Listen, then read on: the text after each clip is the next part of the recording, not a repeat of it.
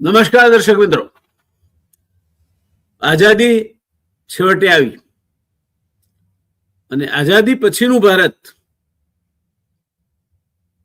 એ આઝાદી પહેલાના ભારત કરતા પણ મોટી સમસ્યા હતી. બ્રિટિશરોએ એવી ખંધી રાજરમત રમી હતી કે એક બાજુ ભારતના ભાગલા પડ્યા, બીજી બાજુ 565 પ્રિન્સલી સ્ટેટ્સ એટલે રજવાડા, એમને કહેવામાં આવ્યું કે તમે ચાહો તો ભારતમાં ભળી શકો, ચાહો તો પાકિસ્તાનમાં ભળી શકો, ચાહો તો તમે સ્વતંત્ર રહી શકો. અને ત્રીજી બાજુ જે સિવિલ સર્વિસ જે આ દેશને વહીવટી રીતે મક્કમતાથી જકડાયેલો રાખતી હતી, એ સિવિલ સર્વિસમાંથી બ્રિટિશ સિવિલ સર્વન્ટ્સ બધા હતા નીકળી ગયા. એટલે તમારી પાસે માત્ર માનવબળની દ્રષ્ટિએ થોડા ઘણા જે ઇન્ડિયન સિવિલ સર્વિસના સભ્યો હતા અથવા તો સિનિયર બ્યુરોક્રાટ્સ હતા, એમને છોડીને બીજી સિવિલ સર્વિસ રહી નહીં તમારી પાસે. આ પરિસ્થિતિમાં સરદાર સાહેબની પાસે ગૃહ ખાતું આવ્યું, દેશી રજવાડા રિયાસતોનું ખાતું આવ્યું. આ બે મુખ્ય ખાતા, બીજા ખાતા માહિતી ખાતું ને બધાને હું સરદાર સાહેબ માટે ખાતા જ ગણતો નથી, કારણ કે એ તો એમના કોઈ સચિવે સંભાળી લીધા હોત વાંધો નહીં આવતી. આ બે ખાતા એવા હતા જે 24 કલાક ધ્યાનમાં ગયેલી. અને એમાં પણ આ જે દેશી રિયાસતો 565 રજવાડાઓ એનું જે ખાતું છે, એમાંથી 222 ગુજરાતમાં હતા અને એમાં 202 સૌરાષ્ટ્રમાં હતા. તમે કલ્પના કરી શકો છો. આનું શું કરવું? નિઝામને પાકિસ્તાનમાં ભળવું હતું, જુનાગઢના નવાબને પાકિસ્તાનમાં ભળવું હતું, હરિસિંહ શેખ સુધી ડીલી ડોલિંગ એટલે આમ કે આમ અનિશ્ચિત પરિસ્થિતિમાં હતા, જેના કારણે આજે કાશ્મીરનો પ્રશ્ન ઉભો છે.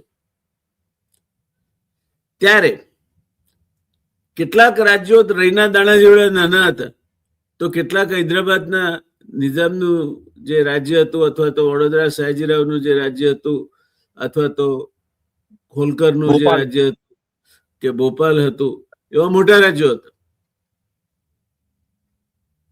કેટલાક રાજ્યોએ અલગ પોતે જામ સાહેબે જુનાગઢ પોતાના રાજ્યમાં જામનગરમાં કાઠિયાવાડના રજવાડાઓનો સંઘ રચ્યો હતો.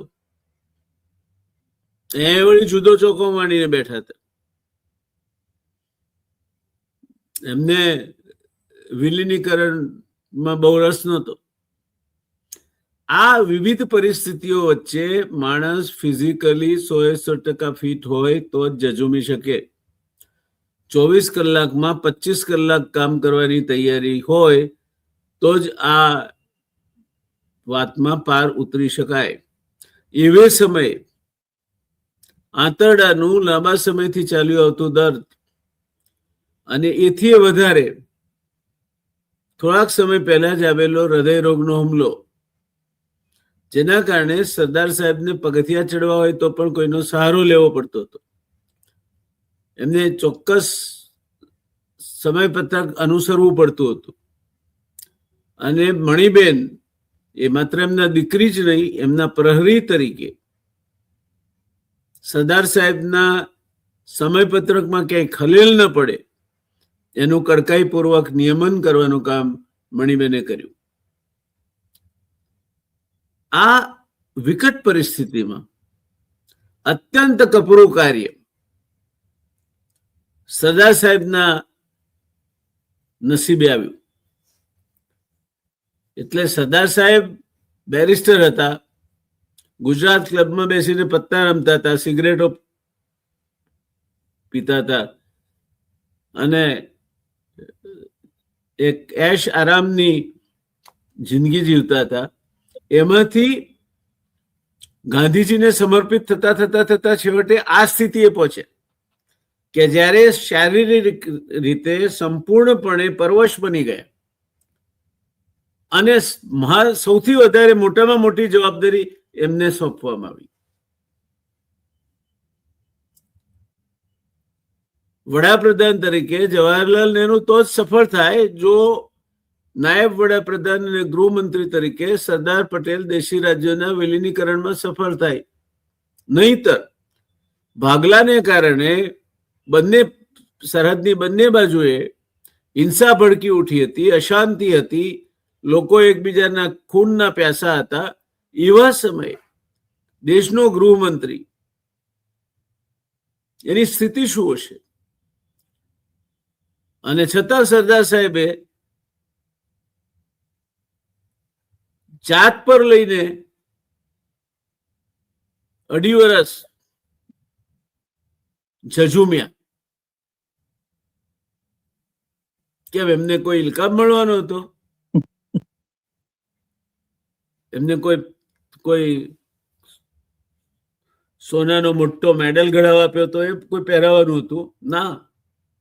સરદાર એક યોદ્ધા હતા. સ્વભાવગત રીતે catch the bull by the horn. Gladiator હોય, આખલાને સિંગડેથી પકડે. એમે આપત્તિના આખલાને સિંગડેથી પકડવામાં માનતા હતા. અને એટલે અત્યંત નાદુરસ્ત તબિયત વચ્ચે પંડિત જવાહરલાલ તરફી અને પંડિત જવાહરલાલ વિરોધી એમ બે જૂથોમાં મંત્રીમંડળ વહેંચાયેલું હોવા છતાં તદ્દન વિરોધાભાસી વિચારસરણી વાળા શ્યામા પ્રસાદ મુખર્જી અને બાબા સાહેબ આંબેડકર જેવા મંત્રીઓને જાળવવાના હોવા છતાં સરદાર સાહેબનું જે કામ હતું એ એટલું કપરું હતું. અને એ કામ એમણે લોખંડી મુઠ્ઠી ઉપર સિલ્કના પેલા ગ્લાઉઝ પહેરીને બખૂબી નભાવ્યું. બને ત્યાં સુધી પંપાળી, સમજાવી, સમજાવટથી, અને પછી નહીં માને તો પછી જે એના કન્સિક્વન્સીસ થવાના હોય તે થાય. એ શું થાય તે જુનાગઢના નવાબને પણ સમજાયું અને હૈદરાબાદના નિઝામને પણ સમજાયું. ત્રાવણકોરના રાજાનો કિસ્સો તો જરા વિચિત્ર હતો. એણે એવું કહ્યું કે અહીં તો કોઈનું રાજ્ય હોઈ શકે જ નહીં. અહીં તો ત્યાંના એમના જે ડેટી છે, હું નામ ભૂલી જાઉં છું, એનું રાજ્ય હોય. ત્યારે સરદાર સાહેબે હસતા હસતા કહ્યું, તો અત્યાર સુધી બ્રિટિશ રાજ્ય હતું ત્યારે કેમ નહીં કર્યું? એટલે હવે આ બધું તમે ચાપલુસી છોડો અને ભારતમાં ભળી જાઓ. સરદાર હાજર જવાબી હતા. સરદાર વાતને ગૂંચવવામાં નહોતા માનતા. આ બધું જ હતું, પણ સરદારનો કોઈ સ્વાર્થ નહોતો. સૌથી મોટી વાત જો હોય તો સરદારને કશું જ મેળવવાનું નહોતું.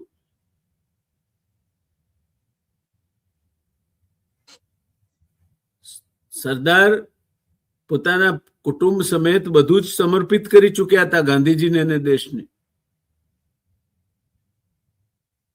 આ સરદાર ના છેલ્લા 2.5 વર્ષ અને એમણે જે સૂત્રો આપ્યા કે વ્યવસ્થા પાછી સ્થપાવી જોઈએ, કાયદો અને વ્યવસ્થાનું રાજ્ય પાછું સ્થપાવવું જોઈએ, લોકોનું રક્ષણ થવું જોઈએ અને હિંસાના નિર્દયી તાંડવનું ગાંડપણ બંધ થવું જોઈએ. આ સરદાર સાહેબના કમાન્ડ જેને કહેવાય, અથવા તો 3 આદેશો હતા. એક પેચીદો પ્રશ્ન એ પણ આવ્યો હતો કે બ્રિટિશ રાજના એજન્ટો તરીકે જે કામ કરતા હતા ઇન્ડિયન સિવિલ સર્વિસીસ, એ લોકોને શું કરવા રાખવાના? ત્યાર સુધી તો એ આપણા સામે કામ કરતા હતા. ત્યારે સરદારે બહુ સ્પષ્ટ રીતે કહ્યું કે એમને કાઢી મૂકીએ આપણે, પછી આ દેશનો તમે વહીવટ સંભાળી શકશો? તમારામાં ક્ષમતા છે? તમારી પાસે વ્યવસ્થા છે? નથી. તો જે આછી પાતળી વ્યવસ્થા છે એને તોડી પાડવાથી તો દેશનું કઈ ભલું થવાનું નથી, લૂંટફાટ થશે. આ સરદારની દૂરંદેશી હતી. અને વખત હવે કડવો ગુંટરો ગળીને સિવિલ સર્વિસીસને ખાતરી આપવાની તૈયારી પણ હતી કે તમારી સાથે કોઈ ભેદભાવ નહીં થાય, તમને અમે જરા પણ પૂર્વગ્રહથી નહીં જોઈએ, તમે તમારો મત નિર્ભીકતાપૂર્વક વ્યક્ત કરી શકશો અને અમે તમને જાળવીશું. નહીં તો એમના માટે તો રાજીનામું આપીને પેન્શનમાં ફોરેન એક્સચેન્જમાં જ્યાં જોઈએ ત્યાં મળવાનું હતું. એમને શું વાંધો આવવાનો હતો ICS. પણ સરદારને ખબર હતી કે જો વહીવટી તંત્ર ન હોય તો રાજ્ય ન ચાલે. એટલે ત્યાં લાગણીને અવકાશ નહોતો. ત્યાં cold blooded decision making was in force. એટલે નાદુરસ્ત તબિયત, 565 રજવાડાઓનો પ્રશ્ન,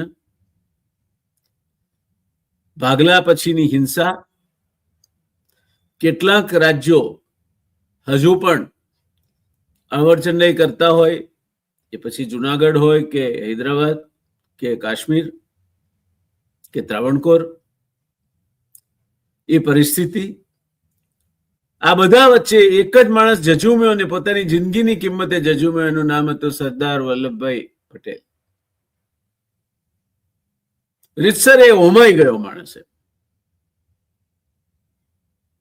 સરદાર વલ્લભભાઈ આ દેશને આઝાદ બનાવ્યા પછી એ દેશ તરીકે કામ કરે, એક થઈને રહે, એ જોવા માટે અત્યંત પીડાજનક પરિસ્થિતિ વેઠીને પણ જો કોઈ એક વ્યક્તિએ બલિદાન આપ્યું આપણે આ દેશની એકતા માટે, તેનું નામ છે સરદાર વલ્લભભાઈ પટેલ.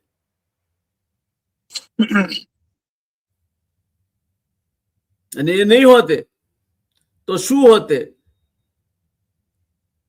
એની કલ્પના પણ નથી કરી શકાય તેમ.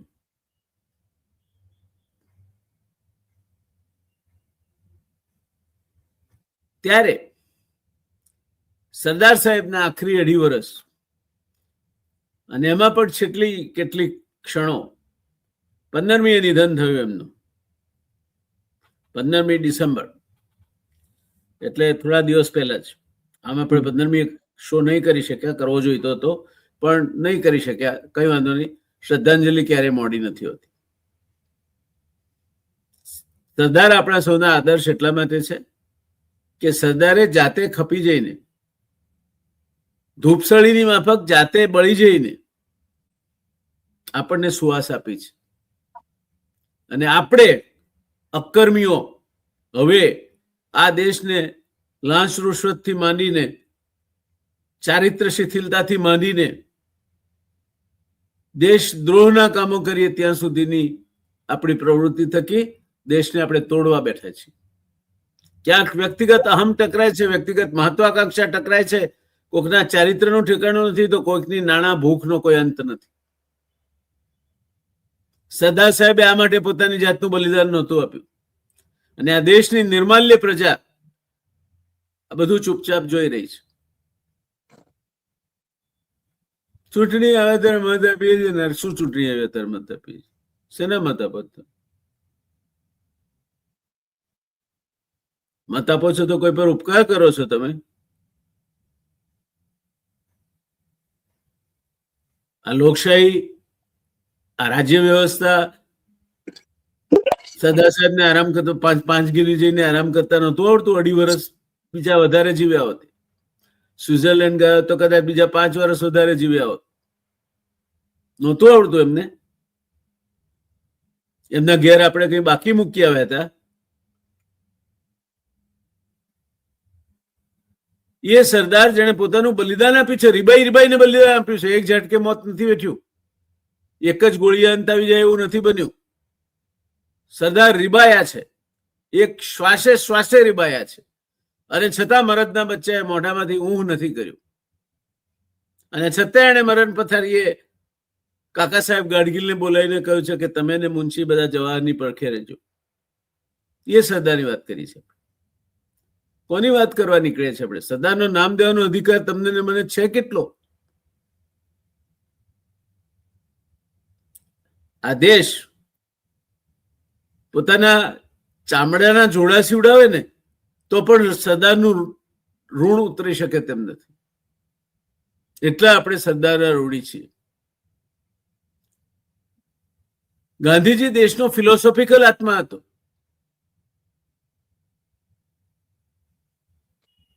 પણ દેશનો હાર્ડ માસ અને સ્કેલેટન, માળખું, હાડ પિંજર, એ તો સરદાર હતા.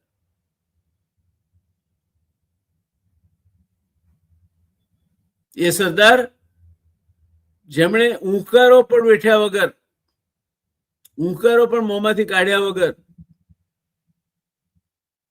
સતત મિટિંગો કરી, કામકાજ કર્યું, અહેવાલો લીધા, સૂચનાઓ આપી, ફાઇલ ઉપર નોટિંગ કર્યા, બધું કર્યું. કેમ? એમને કઈ વારસાઈ લખાઈ જવાની હતી કે મારા પછી ગૃહમંત્રી 7 પેઢી સુધી મારા છોકરો છોકરાના છોકરા થવાના છે, જે અત્યારના રાજકારણીઓ ખંધા માણસો કરે છે તેવું કરવાનું હતું? નહીં. પણ આપણે સરદારને લાયક નથી, કારણ કે આપણે નાલાયક છીએ.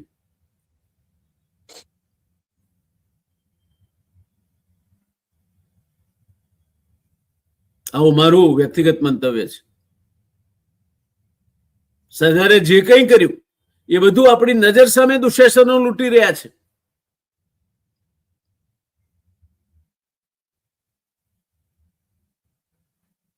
આ દેશને ગીધડાઓ પીંખી રહ્યા છે ચારે બાજુ.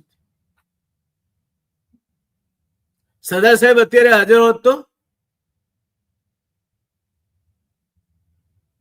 કદાચ સરદારે બીજા 20 વર્ષ વધારે જીવવાની જરૂર હતી, તો કમસે કમ આ આળસ્ય પેદા ન થયો હોત જે અત્યારે ફોલી ખાય છે, જમીનને કોરી ખાય છે. એમના વિશ્વાસુ સાથી હતા વીપી મેનન. અત્યાર સુધીના કોઈ પણ દેશના, હું કોઈ પણ દેશના કહું છું, પૃથ્વી ઉપરના કોઈ પણ દેશના સ્વતંત્રતાના ઇતિહાસમાં કાં તો લોહિયાળ ક્રાંતિઓ થઈ છે, કાં તો યુદ્ધો થયા છે. વાટાઘાટો થકી દેશનું સ્વતંત્ર અને એના થકી દેશ બન્યો હોય એવો એકમાત્ર દાખલો સરદાર પટેલ અને વીપી મેનનની જોડીએ પૂરો પાડ્યો છે. ત્યારે આવા સરદાર સાહેબને આપણે સ્મરણાંજલિ કે શ્રદ્ધાંજલિ આપવાને લાયક છીએ ખરા? તમારી જાતને પૂછી જુઓ. સરદારના નામે સંસ્થાઓ ખોલવા વાળાને, સરદારના નામે વેપારના ધંધા લઈ બેઠેલા માણસો કોણ છો તમે બધા? સરદાર સાહેબની રોયલ્ટી તમે કોપીરાઇટ કરાયેલો છે, એનો કઈ ટ્રેડમાર્ક, ઇન્ટેલેક્ચ્યુઅલ પ્રોપર્ટી રાઇટ લીધેલા છે તમે? તમે સરદાર સાહેબને એક બાટલીમાં પૂરવા માંગો છો તમારા હિતો માટે, તમારા સ્વાર્થ માટે. શું થયું છે તમને આ બધું? કેમાં ગાંઠપણ ઉપડ્યું છે? સરદાર સૌના છે ને સરદારનો વ્યાપ એટલો વિશાળ છે દોસ્તો કે તમારા ગમે એવડા મોટા બાટલા હશે ને ફટાક દઈને ફોડીને વ્યાપ બહાર નીકળી જશે. સરદારને રૂંધી રાખવા સરળ નથી. જેમ ગાંધી વિચારને રોકી રાખવો સરળ નથી, તેમ સરદારને રૂંધી રાખવા સરળ નથી. સરદારનું વ્યક્તિત્વ જ એવું છે કે એ વિરાટ સ્વરૂપ છે. દૂત તરીકે જયારે શ્રી કૃષ્ણ કૌરવ સભામાં જાય છે અને દુર્યોધન એને કેદ કરવા માટેનો હુકમ આપે છે, ત્યારે જે વિરાટ સ્વરૂપનું દર્શન કરાવે છે ભગવાન શ્રી કૃષ્ણ, એ વિરાટ સ્વરૂપ એટલે સરદાર. મહાત્મા મોહન હતા બસ ત્યાં સુધી, પણ મોહનનું વિરાટ સ્વરૂપ તો સરદાર હતા. અને એટલે અમે બંને મિત્રો ભેગા થઈને સરદાર સાહેબને યાદ કરવાનું કામ લઈને બેઠા છીએ. તમારાથી બને તો એમાં જેટલા વધારે લોકો સુધી આ પહોંચે એટલું કરજો. દેશને જરૂર છે બીજા એક સરદારની.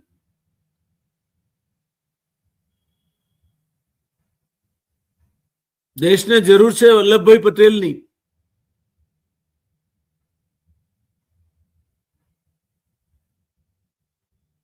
અત્યારની નિર્માલ્ય પ્રજામાંથી તો એ નહીં પાકે. બહુ બોલ્યો હું નહીં? બોલાઈ ગયો. એટલે હવે રસેશભાઈ આપનો વેરો. સાહેબ, આઝાદી પછી તો મુખ્ય સમસ્યાઓ જો હોય ને, સૌથી મોટી પડકારો પહાડ જેવા, તો પહેલું તો ભાગલાનો હોલોકોસ્ટ હતો, બાલ્કનાઇઝેશન, કોમી દાવાનળ તો જે ફાટફાટ થયો હતો કે દિલ્હી, બંગાળ ને સમગ્ર ભારતમાં, એની તો કોઈ વાત જ ના પૂછે. મોટું તકલીફ શું હતી? આ બધા એની વહીવટી શૂન્યાવકાશ, જે આપણે કહ્યું કે સિવિલ સર્વિસીસના ઓફિસરો જશે ક્યાં, બ્યુરોક્રેટ જશે ક્યાં, અને આ બધાના લીધે આપણી આર્થિક સમસ્યાઓ બહુ વિકટ જતી હતી. એવા સમયે જો ધુરા સંભાળી હોય તો સરદાર સાહેબે. અને હું આ ભાગલાના હોલોકોસ્ટ અને જે રજવાડાઓની વાત કરું છું, બાલ્કનાઇઝેશનની, એમાં 2 રાજવીઓ બહુ વિચારીને બોલું છું. આઝાદી પહેલાનો એક રાજવી અને આઝાદી પછીના એક રાજવી. આઝાદી પહેલા દરબાર ગોપાળદાસ, જેમણે આઝાદી મળે ઢસાની ગાદી ઠુકરાવેલી, અને ભાગલા પછી આઝાદી પછી જો કૃષ્ણકુમારસિંહજી ભાવનગરના, એમણે સૌથી પહેલી પહેલ કરી અને ભારતમાં જોડાવા માટે પહેલ કરેલી. આ બંને રાજવીઓ, હા, બંને રાજવીઓનો ઉપકાર ભૂલાય એવો નથી. અને એ બંને પોતાના સ્વાર્થ જોયા વગર નિસ્વાર્થપણે આ કાર્ય કરેલા. અને સાથે સાથે એમના બંનેના પત્નીઓએ પણ, ભક્તિબા અને દરબાર કૃષ્ણકુમારસિંહજીના રાણીએ, એમણે પણ સાથ આપેલો. એટલે જોવાની ખૂબી એ કે એ લોકોને એમના પતિઓમાં કેટલો વિશ્વાસ, કેટલો સાથ આપ્યો તો રસેશભાઈ. જ્યારે ભાવનગરના કૃષ્ણકુમારસિંહજી બધું આપી બેઠા, પછી એમણે કહ્યું કે અમુક મિલકતો હજુ રહે છે, એ અમારા રાણીને પૂછવું પડશે, રાણી સાહેબા દાયજામાં લાવ્યા છે, એટલે મારે એમને પૂછવું પડે. તો સરદાર સાહેબે કહ્યું ભલે પૂછાવો, પૂછી લેવું જોઈએ, સાચી વાત છે. એમણે પૂછાવ્યું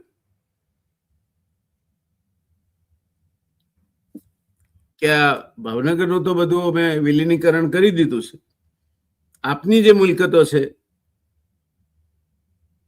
એમણે જવાબ આપ્યો કે બાપુ જયારે હાથી આપવા બેઠા છે, તે અંબાડી વગર હાથી ના શોભે. અમારું જે કઈ છે એ તો અંબાડી જેવું છે, તો બાપુ હાથી આપવા બેઠા છે તો અંબાડી પણ આપી દે સાથે. આવામાં જયારે સરદારે દુરા સંભાળી, એમની ઉંમર 72 વર્ષ કે 73 વર્ષની આસપાસની હતી. સરદારને તકલીફ, અનેક પ્રકારની શારીરિક તકલીફ. માણસ 70 વર્ષની ઉંમર પછી એમ વિચારે કે હું નિવૃત્તિનું જીવન જીવું. સરદારના નસીબમાં એ નતું. અંતિમ ઘડી સુધી એ રાષ્ટ્રહિત માટે એ માણસે કામ કર્યું, છેલ્લા શ્વાસ સુધી. અને સૌથી પહેલું જે આ ભાગલા થયા અને જે કોમી રમખાણો થયા, એની પર કાબુ મેળવવા માટે સરદારે સૌથી પહેલું પેટ્રોલિંગ શરૂ કર્યું. અને આ બધાઓને ખુલ્લી જીપમાં જઈને સમજાયા કે ભાઈ તમે આ બધું બંધ કરો તો આપણે ક્યાંક આગળ વિચારી શકીશું. પ્લસ અલગ મતદાર મંડળો, જે અંગ્રેજોએ બહુ વિચારીને ગોઠવેલા, એ મતદાર મંડળો બંધ કરાયા. જુદા મતદાર મંડળો કરવા. એ સૌથી પહેલું સ્ટેપ એ હતું કે જેથી શાંતિ અને શંકાઓ, કુશંકાઓ, ઝઘડા, દુશ્મનાવટ બધું બંધ થાય. એના માટે અલગ મતદાર મંડળો બંધ કરાયા. અને 565 રજવાડાઓના એકીકરણ વખતે સરદારને મોટામાં મોટો સહકાર મણિબેન અને વીપી મેનનનો. મણિબેન એક એવા એક સચિવ તરીકે ઉભરી આવ્યા. મણિબેન આમ ભણેલા ખરા અને મુંબઈમાં ઇંગ્લિશ મીડિયમ સ્કૂલમાં પણ ભણેલા, પણ એમણે એક સચિવ તરીકે એવું કામ કર્યું કે સરદારને 1 મિનિટ કોઈ વેડફી ના જાય એનું ધ્યાન બહુ રાખેલું મણિબેને. અને કોઈ પણ મીટિંગ એરેન્જમેન્ટ કરવાની તો સરદારને કોઈ વ્યક્તિ કેટલી મિનિટ મળશે, શું મળશે, એ બધું પ્લાનિંગ. એટલે સરદારની ઉર્જાનો વેડફાટ ના થાય એ રીતનું પ્લાનિંગ એમણે કરેલું. અને વીપી મેનન સરદારનું કાન નાક હાથ ગળું એવું કહો તો ચાલે. કે વીપી મેનન બધી વસ્તુ સમજીને સરદારને સમજાવે, સરદાર નિર્ણય લે. એટલે સરદાર સાંભળે ખરા, આંખો બંધ કરીને સાંભળે, પણ બધું જ સાંભળી અને છેલ્લે નિર્ણય લઈ લે કે ભાઈ આ વસ્તુ આપણે કરવાની છે. અને સાથે સાથે જેમ આપણે કહ્યું કે સિવિલ સર્વિસીસ ને બધું ગોઠવવું પડશે, જરૂર છે. સરદાર પટેલે સિવિલ સર્વિસીસની જે ગોઠવણ કરી એવી કદાચ અત્યારે કોઈ પણ વ્યક્તિ કરી શકે એ પોઝિશનમાં નથી. સરદારે બહુ જ સરસ રીતે કર્યું. અને આની જોડે જોડે ચીન મોડું ફાડીને બેઠેલું કે ક્યારે ભારત ઉપર આક્રમણ કરવું, અને એને કર્યા ખરા. સરદારને ચીન પર જરાય ભરોસો નતો અને સરદારની ચીનની ભવિષ્યવાણી સાચી જ પડેલી. નહેરુ ભરોસામાં રહ્યા, પણ સરદારે જે નહેરુને પત્ર લખેલો ચીન વિશે એ શબ્દ સાચો પડ્યો. એટલે કહેવાનો આથી શું છે કે સરદાર અંતિમ ક્ષણો સુધી પણ ચાલતા દેશ માટે આ કાર્યરત રહ્યા, ચિંતા કરતા રહ્યા. હા હા. એમનું મને એક એમનું સેલરી રજિસ્ટર મળેલું. માર્ચ 1948 એમનો પગાર 5500 રૂપિયા મહિનાનો. હવે વિચાર કરો, સુપર ટેક્સ લાગે અને ઇન્કમ ટેક્સ લાગે. એ વખતે 2 ટેક્સ હતા. એ 2 ટેક્સ કાપ્યા પછી એમના હાથમાં 3200 રૂપિયા જેવું સમથિંગ કંઈક આવતું હતું. એ 3200 રૂપિયા આવતા હતા. હવે સરદાર 3200 રૂપિયા એટલે પગાર આખો મહિનો ચાલે. આપણે સામાન્ય રીતે આપણે આખો મહિનો પગાર ચલાવીએ. સરદારની લાઈફસ્ટાઈલ એવી હાઈફાઈ નથી કે કશું હતું નહીં, છતાંય એમના ગુજરી ગયા પછી 15 ડિસેમ્બરે ગુજરી ગયા. સમજો કે 1લી તારીખે 2જી તારીખે પગાર આવ્યો હોય તો માણસના એકાઉન્ટમાં 1000-2000 રૂપિયા તો હોય. 262 રૂપિયાનું બેલેન્સ છોડીને જે વ્યક્તિ જાય એ માણસે પોતાના માટે કશું રાખ્યું જ નતું. એટલે એ વ્યક્તિએ દેશ માટે છેલ્લે મને આમ કેવું થાય છે કે કહેવાની એ નથી થતું કે એ વ્યક્તિએ પોતાના કરતા મણિબેન અને દેશની ચિંતા વધારે કરી. અને મણિબેન માટે તો સતત ચિંતિત રહ્યા હતા કે મણિબેન મારા પછી મણિ તારું શું થશે. આ શબ્દો તો વારંવાર ઊંઘમાં એકમ બોલતા હતા. એટલે સરદારને આ બધી વસ્તુઓથી અને સૌથી વધારે સરદાર તૂટ્યા ગાંધીજીના મૃત્યુ પછી, કારણ કે સરદાર પર આરોપ લાગેલા અને સરદાર એ આઘાત સહન ના કરી શક્યા. તમે બેદરકારી રાખી. હા, પણ એ વખતે નહેરુ એમની પડખે ઉભા રહ્યા હતા. બાકી નહેરુ જો ધારત તો સરદારને આ બાબતમાં વધારે હેરાન કરી શકે. આજે આ જે ટૂંકા મનના અત્યારના પિગ્મી રાજકારણીઓ જે લઈ મંડાણા છે નહેરુ ને સરદાર ને એકબીજા સામે ભણાવવાની વાતો, એમના વ્યક્તિગત નિહત સ્વાર્થ ખાતર થઈને એમણે આ વાર્તાઓ માની છે. બાકી એમની 7 પેઢીઓમાંથી કોઈનું શું પ્રદાન છે આઝાદીની લડતમાં એવું બતાવે ને, જાહેર કરે કે મારા દાદાના દાદાએ આવું કર્યું હતું. 7 દાડા માટે બ્રિટિશરો સામે લડવા ગયા હતા. 7 દિવસ, વધારે નહીં. મને વાંધો નથી, અમને તો બ્રિટિશ શાસન ચાલશે, અમને કોઈ વાંધો નથી. અને આઝાદી પછી બંને મતભેદ હોવા છતાંય બંને સાથે સવારની ચા પીવે. મતભેદ તો હોય યાર, મતભેદ બે બુદ્ધિશાળી માણસમાં મતભેદ હોઈ શકે, મતભેદ ન હોવો જોઈએ. એમનામાં મતભેદ હોત. માણસ જયારે મૃત્યુના સમીપ ઉભો છે ને ત્યારે ક્યારેય ખોટું નથી બોલતો. સરદાર સાહેબ પોતાનું મૃત્યુ સામે દેખાય છે તેવા સમયે કાકા સાહેબ ગાડગીલને બોલાવીને કે છે કે મારે તારી પાસેથી એક વચન જોઈએ છે. એટલે કાકા સાહેબ પૂછે છે કે શું? કે તું મને કે વચન આપ, પછી હું તને કહું. તો કે તમારે એવું વચન પૂછવાનું ક્યાં હોય, આપ્યું. તો કે તમારે કનૈયાલાલ મુનશી ને બધાએ જવાહરની સાથે રહેવાનું છે. તમે વિચાર કરો, સરદાર સાહેબનું વ્યક્તિત્વ, સરદાર સાહેબનું બલિદાન, એને આ પોણિયાઓ એ બલિદાનના ઉપર રાજરમતો રમવા નીકળ્યા છે. એટલે સરદાર સાહેબના 2.5 વર્ષ એ મને લાગે છે કે નરકાગારમાં ભયંકર યાતનાઓ સાથે પણ માણસને આવું અભિશાપ ન મળે કે સરદાર સાહેબ જેવું જીવન પ્રાપ્ત થાય. અને એના વચ્ચેથી ઝેર એમણે પોતાના માટે રાખ્યું અને અમૃત એમણે આપણને આપ્યું. અને એ આપણે નકામા, નિંભર, નાલાયક, નિષ્ઠુર લોકો આપણે ઢોળી રહ્યા છીએ અત્યારે. આ સ્થિતિ છે. ચાલો એક બીજા સરદાર જન્મે તેની રાહ જોઈએ આપણે, અને આપણાથી બનતું કરીએ. આ કથા વાર્તા કરીએ છીએ એટલા માટે કે લોકો સુધી કમસે કમ સાચી વાત તો જાય, જેથી પેલા ઠીંગુજીઓ મંડાણા છે ગમે તેવી વાતો પ્રસરાવવા, એના સામે ક્યાંક તો કોઈક પ્રતિકાર. ભલે આપણે કોડિયું છીએ, ત્યાં તો મોટા મોટા માહિતીના પેલા ફ્લડ લાઇટ મૂકેલા છે ખોટી માહિતી ફેલાવવાના. આપણે કોડિયું છીએ તો કોડિયું છીએ. તો મારે તો મારા દર્શક મિત્રોના સામે પણ મારો રોષ છે. સ્વાર્થી છે બધા, પોતે જોઈ અને પછી બંધ કરી દે છે. એમને ક્યાં દેશ હિતનું કામ છે તો આપણે 2 લાખ માણસો સુધી એને પહોંચાડીએ. ના, એવો સમય કોને છે? તો સરદારને હતો. સરદારે બાધા લીધી હતી તમારા માટે મરતા મરતા પણ 565 રજવાડાઓને એકઠા કરવાની, તમને નથી. અને એટલા માટે આપણે સરદારને ડિઝર્વ નથી કરતા દોસ્તો. વી ડોન્ટ ડિઝર્વ સરદાર પટેલ. ખરી વાત ત્યાં છે. અને તે એ મુદ્દા સાથે જ આ વાત આજે પૂરી કરવી છે. We don't deserve Sardar Patel. સરદારના છેલ્લા 2.5 વર્ષ, યાતનાઓના 2.5 વર્ષ, 565 રજવાડાઓના 2.5 વર્ષ, સિવિલ સર્વિસીસને જાળવી રાખવાના 2.5 વર્ષ, કોમી દાવાનળને ઠારવાના 2.5 વર્ષ, અને સૌથી એથી આગળ વધીને આપણે કહીએ તો આ દેશમાં ધીરે ધીરે કરીને નોર્માલસી પુનઃસ્થાપિત થતી જાય એ જોવાના 2.5 વર્ષ.